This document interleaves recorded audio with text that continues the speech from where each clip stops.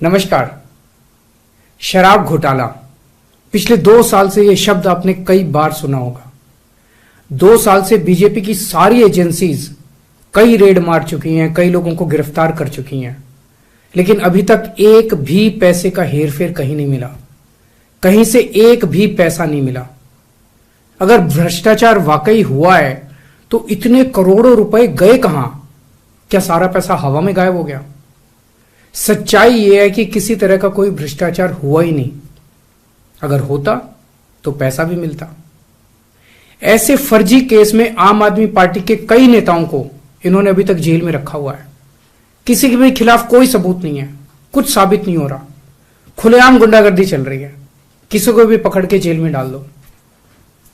अब बीजेपी मुझे गिरफ्तार करना चाहती है। मेरी सबसे बड़ी संपत्ति, मेरी सबसे बड़ी ताकत मेरी ईमानदारी है।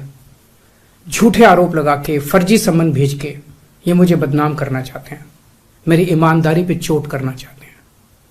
इन्होंने मुझे सम्मन भेजे हैं। मेरे वकीलों ने मुझे बताया कि ये सम्मन गैर कानूनी है। क्यों गैर कानूनी है? ये मैंने इनको विस्तार से लिख के भेजा है। मैंने बताया है कि उनके सम्मन कैसे गैर कानूनी है, लेकिन उन्होंने मेरी एक भी बात का जवाब नहीं दिया। इसका मतलब उनके पास मेरी बातों का जवाब नहीं है। इसका मतलब वे भी मानते हैं कि उनका नोटिस गैर कानूनी है। क्या मुझे एक गैर कानूनी सम्मन का पालन करना चाहिए? अगर कानूनी रूप से सही सम्मन आएगा तो मैं पूरा सहयोग करूंगा। बीजेपी का मकसद जांच करना तो है ही नहीं। इनका मकसद तो लोकसभा चुनाव में मुझे प्रचार करने से रोकना है। ठीक लोकसभा चुनाव के पहले इन्होंने मुझे सम्मन भेजा है। क्यों? इस जांच को चलते 2 साल हो गए। अभी ठीक लोकसभा चुनाव के पहले मुझे क्यों बुलाया जा रहा है? पहले क्यों नहीं बुलाया? सीबीआई ने मेरे को 8 महीने पहले बुलाया था। मैं सीबीआई में गया था, उनके सारे जवाब भी दिए थे। लेकिन अब ये लोग ठीक लोकसभा चुनाव के 2 महीने पहले मुझे बुला रहे हैं। तो बीजेपी का मकसद कोई पूछताछ करना थोड़ी है।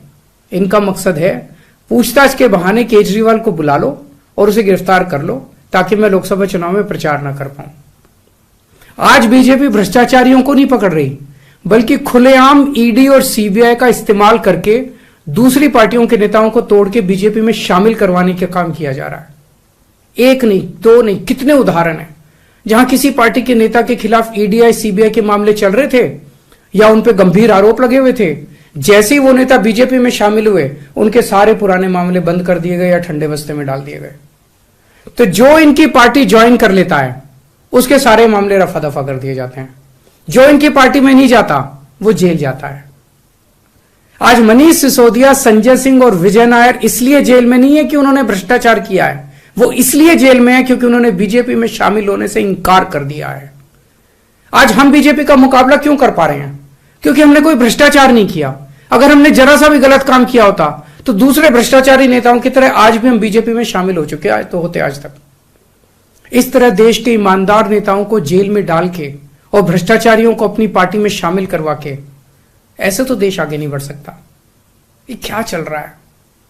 ये जो कुछ भी चल रहा है बहुत खतरनाक है। ये हमारे जनतंत्र के लिए बहुत गलत है। इसे रोकना होगा। मैं हमेशा देश के लिए लड़ा हूं। मेरा तन मन धन देश के लिए है। मेरी एक एक सांस देश के लिए है। मेरी खून की एक एक बूंद देश के लिए है। मेरे शरीर का एक एक कतरा देश के लिए समर्पित है। हमें मिलकर देश को बचाना है। मैं पूरी जी जान से इनके खिलाफ लड़ रहा हूं। आपका साथ चाहिए।